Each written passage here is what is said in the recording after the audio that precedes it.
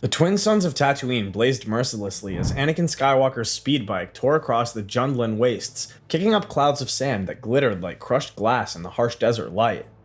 His hands gripped the controls with white-knuckled intensity, the Force screaming warnings through every fiber of his being. But this time, this crucial time, the visions had come just minutes earlier, those precious minutes that would change the fate of the galaxy forever. The Force whispered to him differently now, not with the panicked urgency of impending loss, but with the desperate hope of salvation still possible. He could sense the Tuskens' emotions, their primitive triumph slowly turning to confusion as their prize refused to break. Shmi Skywalker, daughter of no father, mother of the Chosen One, clung to life with the same quiet strength that has seen her through thousands of years of slavery. The Tusken camp appeared on the horizon like a cluster of primitive monuments to violence. Anakin could feel his mother's presence, weak but still flickering like a candle fighting against the wind. She was alive. By the Force, she was still alive. He abandoned the speeder at the camp's edge, his lightsaber already in hand but not yet ignited. The blue blade burst to life as the first Tusken guard rounded the corner, the distinctive snap hiss cutting through the desert silence. The guard fell, but Anakin moved with purpose rather than rage, his strikes precise and controlled. Another guard charged with a gaffi stick raised high. Anakin sidestepped, using the Force to push the warrior into unconsciousness rather than cutting him down. The camp stirred like a disturbed nest of crate dragons. War cries echoed off the canyon walls as more raiders emerged from their dwellings. But something in Anakin had shifted. Perhaps it was the knowledge that his mother still lived. Perhaps it was Obi-Wan's teachings finally taking root in this moment of crisis. But he found himself moving like a true Jedi. Defensive, protective, decisive, but not cruel. Inside the tent, Shmi Skywalker hung from rough wooden posts, her breathing shallow but steady. Her eyes fluttered open as Anakin cut her bonds, recognition dawning slowly. "Annie? I'm here, Mom. I'm getting you out." He gathered her fragile form in his arms, surprised by how light she'd become. As more Tuskens converged on their position, Anakin made a choice that would echo through time. Instead of unleashing his fury, he used the Force to create a massive sand whirlwind, disorienting his enemies long enough to escape with his precious burden. The Tuskens would speak of this night in their guttural language for generations, the night the Skywalker showed mercy. Before we move on, if you're enjoying this content so far, please take a second to like this video and subscribe to the channel. Over 98% of you watch these videos without subscribing. Imagine what we could accomplish if everyone subscribed. We thank you all for your continued support. The journey back to the Lars homestead blurred past in a haze of desperation and hope. Padme Amidala waited at the entrance, her face etched with concern that transformed to relief as she saw Shmi's chest rise and fall. Together, they rushed her inside where Owen and Beru had already prepared a bed, clean water, and what medical supplies the moisture farm could offer. The Lars homestead became a nexus of healing in those critical days. Beru proved herself a capable nurse, applying desert remedies passed down through generations of moisture farmers. Owen, still young and uncertain of his place in this strange family dynamic, found himself fetching and carrying with quiet efficiency. Cliegg sat by his wife's bedside when Anakin would allow it, his weathered face a map of worry and hope. For 3 days, Shmi hovered between life and death while Anakin maintained a vigil at her bedside. Padme watched as the young Jedi tenderly cared for his mother, adjusting her blankets, speaking soft words of encouragement, using the Force to ease her pain when the desert healer's herbs weren't enough. This wasn't the reckless, angry boy she'd known on Naboo. This was a man fighting to save what he loved most, with patience and determination rather than rage. When Shmi finally opened her eyes on the 4th day, truly awake and aware, Anakin wept. Not tears of grief and fury as fate had originally intended, but tears of joy and relief. Cliegg Lars, despite his mechanical leg, hobbled in to embrace his wife while Owen and Beru prepared a feast to celebrate her return. "You saved me. I couldn't lose you. Not when I had the power to change things." Shmi's weathered hand found his, squeezing gently. "Power isn't just about what you can do, Annie. It's about knowing when to use it, and when not to. You showed mercy to those who hurt me. That takes a different kind of strength." As the days passed and Shmi slowly recovered, she made her choice. The Lars homestead had become her home, and Cliegg her husband. She would stay. But now, unlike in the timeline that might have been, she would live to see her son again. The Clone Wars erupted across the galaxy like wildfire, consuming entire systems in its mechanical fury. Anakin Skywalker, now a Jedi Knight, led the 501st Legion from victory to victory, his lightsaber carving through battle droids with practiced efficiency. The campaigns were brutal. Christophsis, Ryloth, Felucia, each battle adding new scars to his soul. But between campaigns, whenever the Republic granted him leave, he would steal away to Tatooine, sometimes alone, sometimes with his secret wife. Captain Rex noticed the change in his general after these visits. Where other Jedi returned from leave restless and eager for battle, Skywalker came back centered, grounded. The clone captain, bred for war but wise in the ways of men, recognized the look of a soldier who had something worth fighting for beyond abstract ideals. The first time Padme met Shmi properly, not as a dying woman, but as Anakin's living, breathing mother, the moment carried a weight that shifted destinies. They sat in the small kitchen of the Lars homestead, sharing blue milk and speaking of the boy they both loved.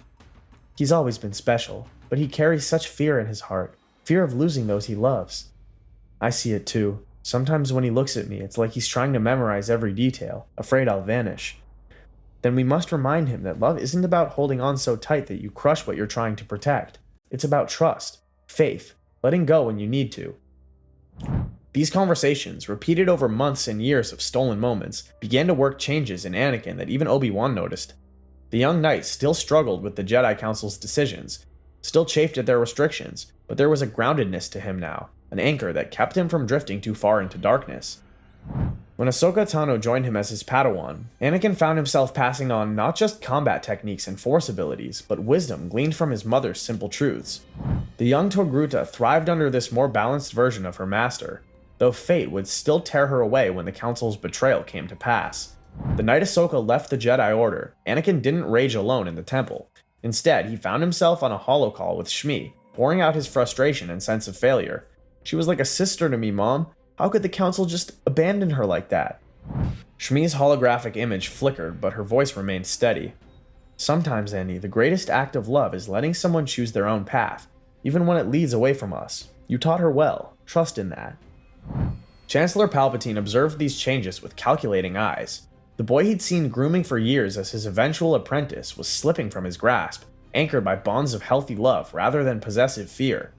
The Sith Lord adapted his strategies, focusing increasingly on visions of Padme's death, knowing that even a more balanced Anakin couldn't bear to lose his wife.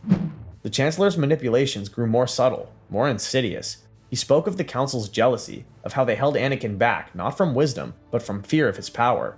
He wove truth with lies so skillfully that even Anakin's newfound balance wavered. During the Outer Rim sieges, when communication with Tatooine became impossible for months at a time, Palpatine's influence grew like a cancer. The visions came as they always had. Terrible dreams of Padme dying in childbirth, crying out Anakin's name as life fled from her body. But now, when Anakin woke gasping from these nightmares, he had more than just his own fear to contend with. On particularly bad nights, he would slip away to the communications chamber and reach out across the stars to Tatooine. Fear is the path to the dark side, but acknowledging fear isn't the same as being ruled by it. What would happen if you told the truth, if you trusted others with this burden? Still, Anakin hesitated. The Jedi Code forbade attachments, and his marriage to Padme remained a secret that could destroy them both. So he carried on, fighting the war, saving lives, all while the shadow of prophecy hung over him like a storm cloud. The Outer Rim sieges dragged on, separating Anakin from both Padme and his mother for months at a time. When he finally returned to Coruscant after the Battle of Cato Neimoidia, where Obi-Wan had once again saved his life, he found the capital buzzing with tension.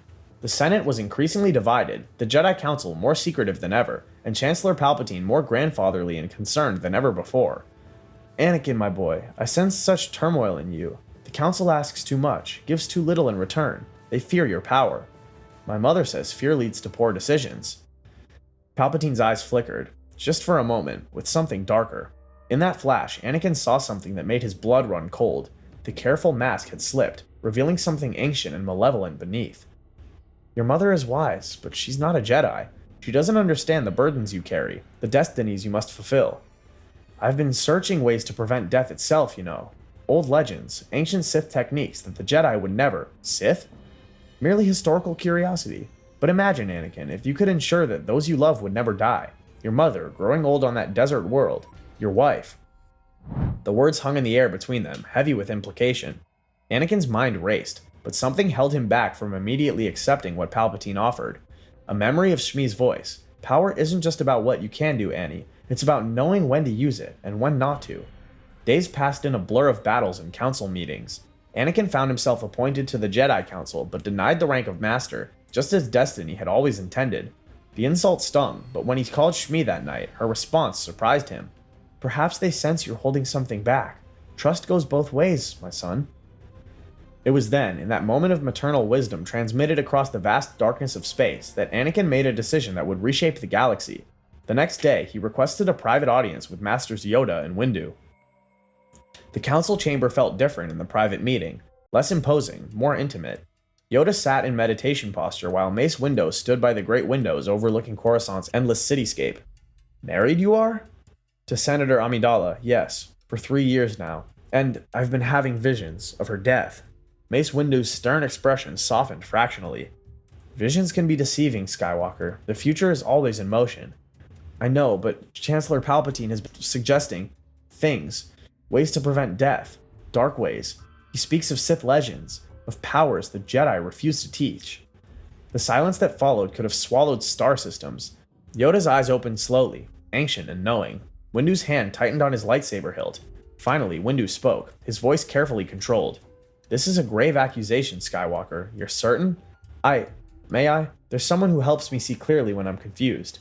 At Noda's yacht, Anakin activated the holocommunicator. Shmi's blue-tinted form materialized, her expression curious but warm. "Mom, tell them what you told me about power and fear." And there, in the sacred chambers of the Jedi High Council, a former slave woman from Tatooine spoke truths that made ancient Jedi Masters reconsider their assumptions. She spoke of love without attachment, of strength through compassion, of the wisdom found in simple lives lived with purpose. She told them of watching her son leave at 9 years old, of letting him go not because she didn't love him, but because she did. She spoke of the difference between possessive love that strangled and supportive love that nurtured. When the transmission ended, Yoda's eyes were closed in deep contemplation. "Much to consider we have. Grateful we are for your honesty, young Skywalker. On your mother's wisdom, meditate I will." The confrontation with Palpatine came swiftly after that. Mace Windu led a contingent of Jedi Masters to arrest the Chancellor, while Anakin waited in the council chambers as ordered. But waiting had never been his strength. As the Force trembled with the clash of titans, Anakin found himself running through the Senate building's corridors, his mother's words echoing with each footfall. The great window of Palpatine's office lay shattered when Anakin arrived, testament to the ferocity of the battle within. Kit Fisto and Saesee Tiin lay dead, their lives claimed by the Sith Lord's crimson blade. Ajahn Kolar groaned weakly in the corner, but Mace Windu stood still, his purple blade locked against Palpatine's in a dance as old as the Republic itself. He burst into the room to find Windu standing over the fallen Sith Lord, lightsaber raised for the killing blow. Time seemed to crystallize in that moment.